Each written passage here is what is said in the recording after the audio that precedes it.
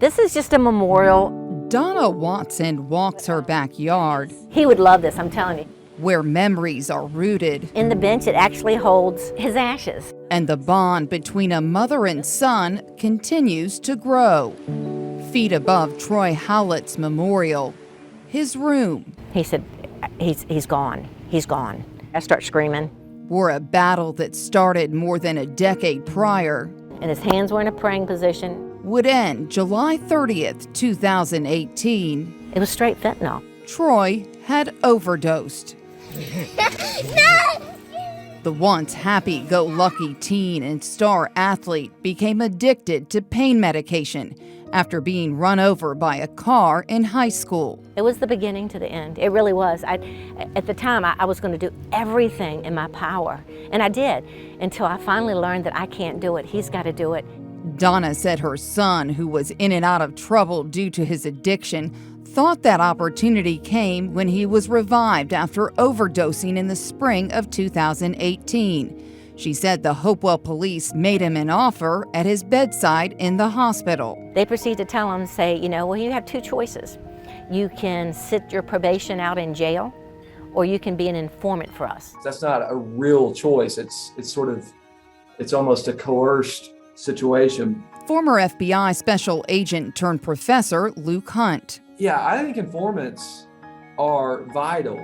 But he says individuals like Troy are not good candidates. By putting someone in a situation in which their life is at serious risk, either through being harmed in an operation when they're buying or selling drugs, or by relapsing, which could of course be deadly like in this case, it seems like there's no other way around it that you have weighed the enforcement of a drug law over or greater than the value of the informant's life and well-being. CBS 6 obtained text messages purportedly between Troy and the Hopewell detective he was working with undercover. They show Troy failed his drug tests at least 3 times in between his undercover operations of controlled buys of illegal drugs. Yet the officer assured him he was, quote, good to go, to which Troy replied, okay, I will not mess up again. My son was crying out for help. They should have taken him off. They put my son in harm's way. So when you are warned that an informant is not doing what they agreed to do and they're relapsing, in my opinion, that is no longer a viable relationship between the informant and the source in an operational way. Because you can't control what the informant's doing, and you're basically putting them in a situation that you know is untenable. The Hopewell Police Department denied CBS 6's Freedom of Information request for records pertaining to Troy Howell, citing privacy protections, but provided us with the department's policy and guidelines on informants, which states a confidential file will be created on the informant and they will be issued a number. Yet text communication between Troy and the Hopewell officer from June 5th, 2018 stated, quote, I told my attorney of the work I am doing for you, and he said the Commonwealth didn't have any knowledge of it. However, on May 1st, the month prior, the detective had assured him he had been, quote, approved by the CA to work.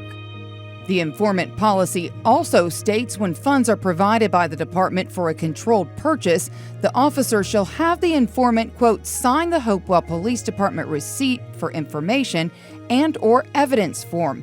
Yet Watson says she was told by the department there were no records of any of her son's sales. However, she does have this final text message acknowledging a relationship between her son and the HPD when she informed them of Troy's death. 8:47 a.m., July 31st, 2018, quote, we are so sorry for your loss. We were doing everything in our power to help him get the court mess behind him. He was working extremely hard with us, and we are so sad about this news. I know I am powerless over my bad habits and that my life is unmanageable. The days leading up to Troy's death, Like I finally get over pills and now I have a problem with Xanax. were also well documented daily in his spiritual journal. I'm praying in the name of Jesus Christ to take these addictions away from me They will come alive on the big screen in a movie being planned called Hope in the Dark. We want to make this movie to help as many people. It's going to be for not only people going through what my son had gone through, but people that are in recovery, people that have never even tried drugs to not do it. So that one less parent, Yeah, he was a cool kid. will have to walk this path. I really miss him. Watson initially filed a lawsuit in Chesterfield Court against the Hopewell Police Department, the retired police chief, and the Commonwealth's attorney. In late 2021, a judge ruled in favor of the defendants and dismissed the suit. Watson appealed to the Virginia Supreme Court, but a rehearing was denied. Last month, Watson filed her new complaint in Petersburg Court. The defendants in the case have not responded to our requests for comment. Meanwhile, Watson will be taking her fight to the state capitol to try to pass a Troy bill to regulate informants in the Commonwealth. You can learn more about this case on WTVR.com. Laura French, CBS 6 News.